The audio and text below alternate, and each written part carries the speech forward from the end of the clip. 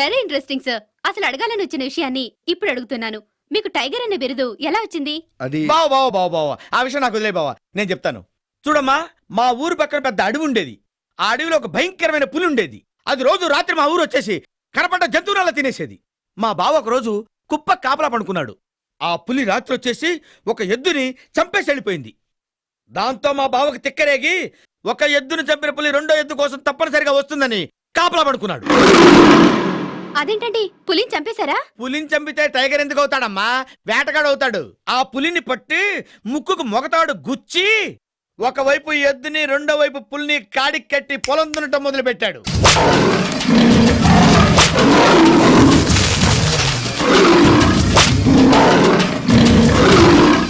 ఆ రోజు నుంచి మా బావ tiger Harishchandra Prasad. Fantastic. Really your tiger sir.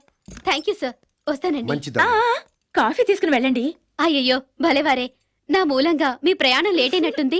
అబ్బే, ఇంకేం ప్రయాణం? వర్జం వచ్చి పావుగంట అయింది. రేపే ఇక. బాబు, ఇంక నీ కొడుకు పుట్టేది పొలిమేరల్లోనే.